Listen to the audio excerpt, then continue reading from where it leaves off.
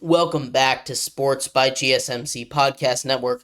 I'm your host, Jeremy Lapidus. If you are just tuning in, we just finished breaking down the Pacers' historic night, taking down the Knicks in a Game 7 where they broke the record for best shooting in the history of the playoffs, shooting 67.1% from the field, 76.3 in the first half. Both of those breaking the NBA playoff record. Incredibly impressive effort on the road in Game 7. In this segment, though, we're going to break down if they can continue that because they are heading into a game against the Boston Celtics, or series against the Boston Celtics that no one expects them to win. Much like against the Knicks, no one expected them to win. So we're going to do a little bit of an Eastern Conference Finals breakdown between the Celtics and the Pacers here in just a second. But before we do, remember, if you would like to be an even bigger part of the show than you already are, all you need to do is go to gsmcpodcast.net. Leave a tip or donation with a message in it. That message will pop up on the bottom of the screen for you, me, and everybody else around the world to see. If you have a burning question about sports, anything that you would like me to cover, talk about overall in the world of sports, let me know. I will go ahead and cover that. Leave a comment, leave a donation at gsmcpodcast.net. The link is on the screen currently. It's also scrolling across the bottom of the screen at all times during the show. So leave a tip or donation. Appreciate anything you do give. But like I was saying, here in this segment, we're going to talk about a little bit Eastern Conference Finals. The Eastern Conference Finals was set on Sunday. The Celtics beat the Cavaliers in 5 games, and it took 7 for the 6th seed Indiana Pacers to upset the 2 seed Knicks, the incredibly injured Knicks, as we talked about in the first segment there.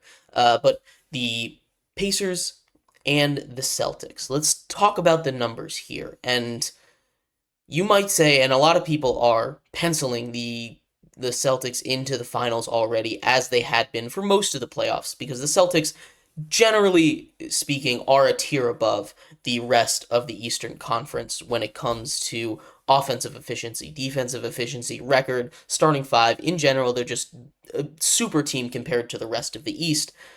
But that doesn't mean that the Pacers don't stand a chance. People have been underestimating a team like the Pacers, and the Celtics without Kristaps Porzingis, it makes it a little bit of a different conversation, because when you look and you break down the way that both of these teams play the game of basketball, it's very similar. You know, both of these teams operate on the mindset of 3 is more than 2, right? They put up a lot of threes. The Celtics, put up maybe the most. Celtics and the Pacers put up a lot of threes. This most 3-point attempts. But you take a look at these two teams, and the Celtics defense is really the difference. You take a look at the defensive rating of these two teams, but it's a huge difference. The Celtics are a huge, much better defensive team. Excuse me, I'm sorry. But the Pacers are not. The offense is comparable. Tyrese Halliburton is not your typical scorer, and the Celtics, much like the Nuggets were at the beginning of round 2, seemingly haven't woken up yet all the way. Now, they have lost 2 games, and both of those games, the other team shot phenomenally. And as we just saw in Game 7 between the Knicks and the Pacers have that ability to just make every single shot that they put up, right? So this isn't going to be a sweep.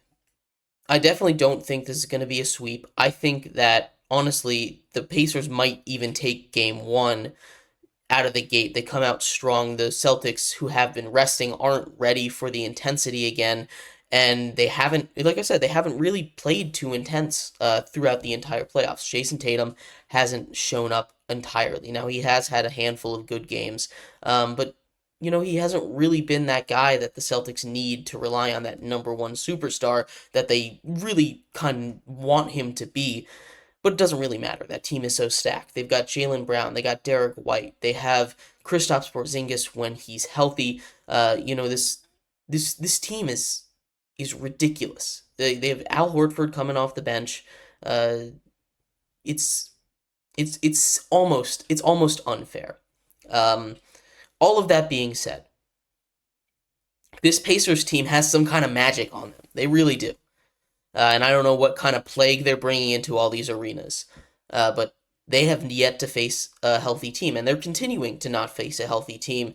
Like I said in that first segment, luck is a big, big part of this game, of any sport, really. Luck is a big part of it. And the Pacers have gotten lucky. The other teams that they're playing have gotten unlucky. We'll have to see how long it takes for Kristaps Porzingis to get back into the game, and if he's 100% when he comes back. But the center depth is a bit of an issue. Now, the Pacers aren't a team that are going to attack the middle too aggressively. They're an outside in kind of team. They're going to put up a lot of threes. Excuse me. Uh, and they're going to try and control. They like to play fast. Both of these teams like to play fast, so it should be a relatively high scoring game. But really, the X factor in this series is going to be, I mean, it's always health, but it's going to be Jason Tatum, right? Jason Tatum needs to be able to step up and be that number one star. Now, you can make the argument that the Celtics might not even be bothered by the Pacers. In their series this year, the Celtics are 3-2. They've split the games. It's been 1-1, 1-1.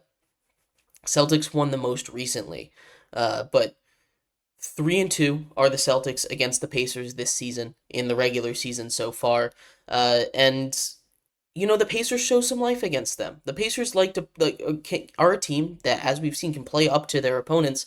And they're not a team that you want to take lightly, because if you take them lightly, they're going to out physical. They're a team that can out physical you, and that was another big part of their win in this series. A lot outside of Game 7, I believe, all the games they won, they out rebounded them. And they won multiple games on the road in one of the hardest environments to play in. And TD Garden isn't any easier to play in Boston, but. It should be a good series. I really do think that this series could be good. I'm taking the Celtics in 6 in this one. I think that it's going to be a slow start for the Celtics. I think the Pacers are going to come out the gate hot, win Game 1, possibly Game 2. But when we're looking at, an overall series, I think the Celtics will wake up around Game 2-ish. Maybe Game 3, and they should be able to put them away. As long as they stay healthy, the Pacers aren't on the same level as the Celtics. Although they do definitely have the ability to steal any game, as we saw in Game 7. Shooting 67% is just not a normal thing. So you can't rely on that every night, but they have the upside, the ability to do that. So it's not going to be a sweep. I have Boston in 6. But let me know what you think in the comments. Who's going to win Eastern Conference Finals? In the next segment, we're going to break down the Game 6 and Game 7 that's leading up to the Western Conference Finals. So stick around for that. We'll be right back on Sports by GSMC Podcast Network.